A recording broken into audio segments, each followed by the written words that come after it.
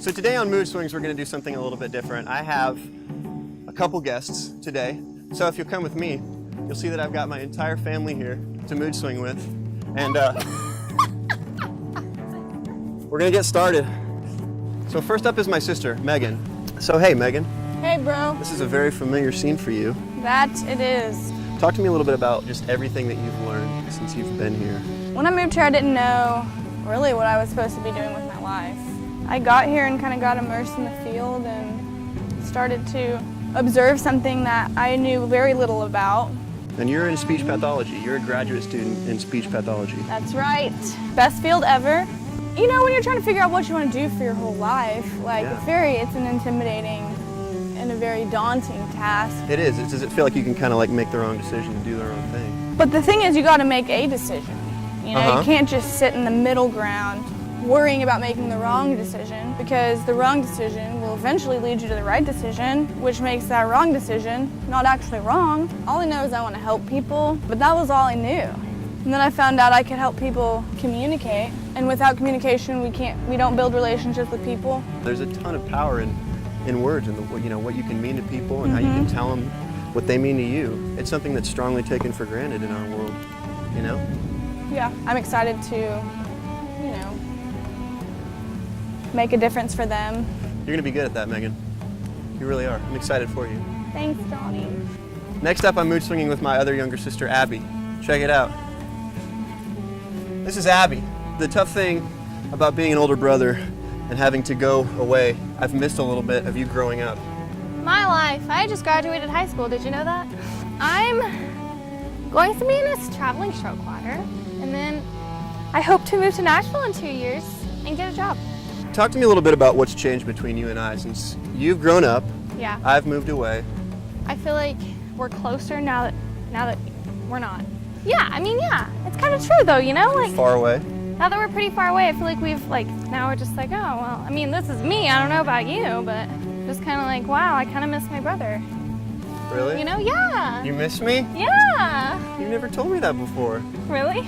A lot of that has happened for like a reason almost. I don't want to be like that type of person.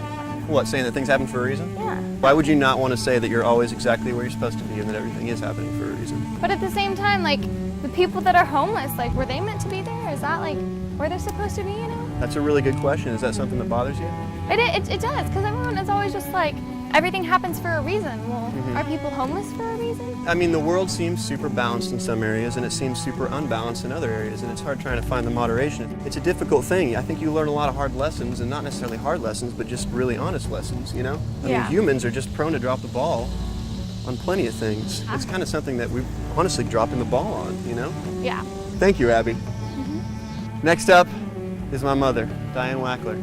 So what excites you these days? I mean, you're working, and the kids are all moving away, but what is it that excites you in life these days? It's good to be here and know we're supposed to be here. I feel like it's just a different season.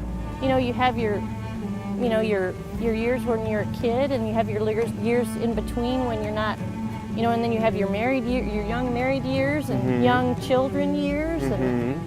So what has changed about me from your perspective? You've grown up and you're seeking your own future. I kind of have this developed theory that the world is like a carnival, you know? If you go to the carnival and you just ride the tilt-a-whirl all night, then what's the fun in that?